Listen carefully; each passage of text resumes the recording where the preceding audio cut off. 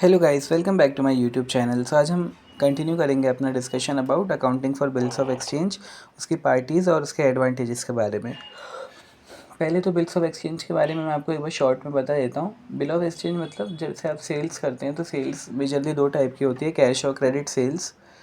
Credit sales मतलब अपन जब उधारी में कुछ बेचते हैं तो अपन एंट्री करते थे डेटर टू सेल। अब जैसे जो डेटर जैसे हमने उधार माल बेचा, हो सकता है उसके पास इमीडिएटली पैसे देने को ना हो, तो हमें एक बिल ऑफ एक्सचेंज देता था, जैसे बिल रिसीवेबल या bill payable.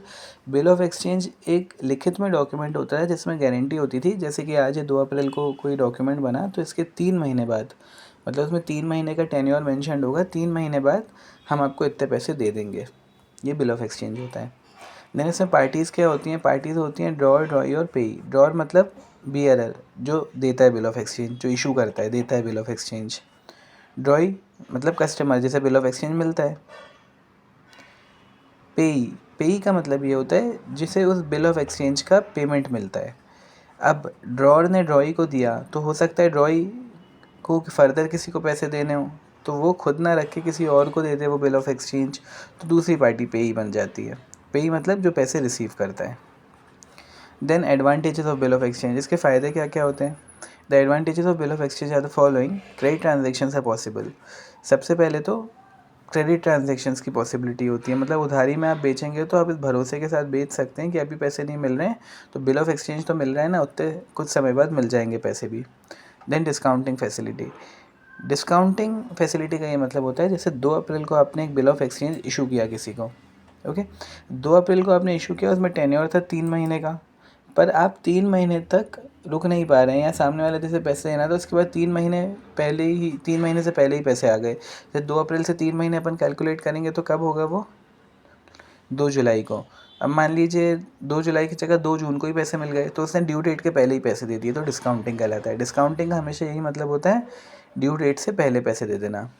Easy to recover the amount. Easy to recover इसलिए होता है क्योंकि if a bill of exchange is dishonoured it is easier to recover the amount legally than in case of an ordinary debt. अब आपके लिखित में एक bill of exchange आ गया तो कल को आपका चेक या कोई ऐसा भी बिल रिसीवेबल अगर बाउंस भी हो गया तो लीगली आप उसे रिकवर कर सकते हैं, क्योंकि आप दिखा देंगे कि हमें लिखित में गारंटी थी कि पैसे मिलने हैं। Then endorsement. एंडोर्समेंट मतलब ड्रॉ ने ड्रॉई को बिल ऑफ एक्सचेंज दिया, फिर ड्रॉई चाहे तो किसी और को भी दे सकता है आगे, या खुद भी रख सकता है। एंडोर्स का ये मतलब होता है फर्दर किसी और को दे देना। Definite as to payment. Definite as to payment मतलब कि उसमें अमाउंट जो होता है पेमेंट का वो पहले ही लिखा होता है, तो अमाउंट फिक्स रहता है। फिर no reminder to debtor. Reminder मतलब कि ये मतलब हुआ कि हमें बार बार डेटर को याद दिलाने की ज़रूरत नहीं है, क्योंकि हमारे पास लिखित में गारंटी है कि हमें पैसे मिल जाएगा, तो बार बार नहीं भी याद दिलाएंगे तो चलेगा। फिर कन्वीनियंट मेथड ऑफ रेमिटेंस, ये ईजी मेथड होता है क्योंकि लिखित में गारंटी होती है। फिर main evidence of debt. Bill of exchange is a written acknowledgement of debt duly sign and stamped. It is a legal document under the negotiable instruments act 1881।